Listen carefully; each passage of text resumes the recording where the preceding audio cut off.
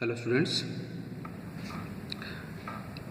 our next topic in this chapter, that is current electricity, is cells EMF internal resistance. First of all, what is a cell? You must be knowing that is a battery is called a cell. This is the circuit symbol of the battery. This is positive terminal, this is negative terminal, and this is an external resistor connected across it. Okay, this is circuit symbol. Actually, what is there inside the battery? You look here. You must have known it before in chemistry also. There is a solution that is called electrolyte, in which two electrodes are dipped. One is called positive terminal, another one is called negative terminal. Okay, why this is called positive terminal? Because as soon as this electrode is dipped inside the electrolyte solution, by exchange of charges, it becomes positively charged. It becomes the electrolyte near the electrode becomes negatively charged. Okay, by transfer of charges due to chemical reaction. So since this becomes positively charged, it is called positive electrode. In this way, this is another metal rod which receives charge from or electrons from this electrolyte solution and becomes negative. So electrolyte near this electrode becomes positive and this rod itself becomes negative. That's why this is negative electrode. But here this rod becomes positively charged and electrolyte solution near it becomes negatively charged. That's why this is positive electrode. So now this is the setup.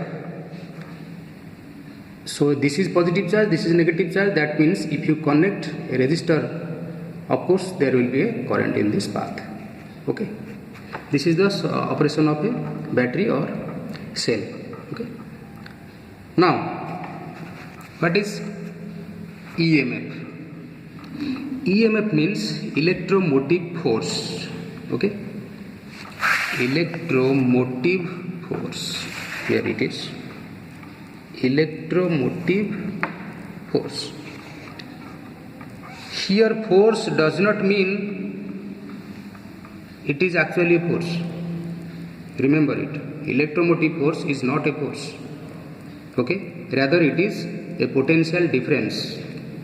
What is that potential difference? Now look here. As soon as this rod is dipped inside this electrolyte solution, it becomes positively charged. Let us suppose rod's potential is something V1. Of course it is positive. And since the charges are transferred from this rod to the solution becomes negatively charged. So solution becomes negative. Suppose solution's potential is V2. So there will be a potential difference between these two, V1 minus V2. This potential difference is called V plus. Okay, that is the here the potential is V plus. Okay. Now, again, in this case also same, it is having some potential, it is having another potential, but there is a difference because of transfer of charges. Let that difference be V minus. Okay. Now, this rod is positive, is having positive potential of V plus, and this is having a negative potential of V minus. Now, what is the difference? Minus. Since V minus is negative, I can put here negative sign. I am explaining again. As soon as this rod is dipped, by transfer of charges, it will develop a positive charge, that is V plus. As soon as this rod is dipped, it will become negative by making electrolyte positive, and that negative potential is V minus, but since it is negative, I am putting here minus sign. V minus. Okay, minus V minus. Now this is V plus, this is minus V minus. Then what is the difference? V plus minus of V minus, this is equal to V plus plus V minus. Okay, V plus plus V minus. Here plus minus are subscripts. Okay, so this is the total potential difference across the cell between the two electrodes. Remember, if this R does not even appear, this potential difference appears. Okay, it has nothing to do with this external resistor R. That means even if no current or the positive and negative terminals are not connected, there is a potential difference always existing between these two terminals. That is called EMF, that is electromotive force. Then come to the exact definition of electromotive force. Electromotive force is the potential difference between positive and negative electrodes in an open circuit, that is when no current is flowing through the cell. Okay, now look at this figure. This is a battery E. Suppose it is not connected across any resistor. Okay, now this is plus, this is minus, means there is a potential difference of E appearing always between these two terminals or not. This is called EMF. As soon as you connect a resistor across these two terminals, there will be a current because of this EMF, that is a potential difference in open circuit. Okay, once the circuit is closed, this EMF causes current to flow. Okay, so what is the difference between potential difference and simply EMF? EMF is the potential difference when there is no current in the circuit, and potential difference is the difference between potentials between any random points. Suppose this is a point and this is another point. There is a certain potential here V1, there is another potential V2. The difference is called potential difference. Very simple. But we are calculating this difference when there is current already in this circuit. But whenever there is no current, that means this resistor is not connected. In that case also there are two potential differences. Okay, you can easily understand. Let us move on, we will be more clear. Now look at this figure again. You look, already EMF is appearing. As soon as you connect a resistor, current will be flowing there. Now the current flows in this manner. Now from this N to this P, it will be flowing through the electrolyte solution or not, and electrolyte solution is having some resistance or not. That resistance is called internal resistance of the cell. Internal resistance of the cell. This is another factor coming into play. Now the total figure will be like, this is a battery whose EMF is E. That is, if there is no current, it can provide this much potential difference. Now this is the internal resistance that is offered by the battery itself.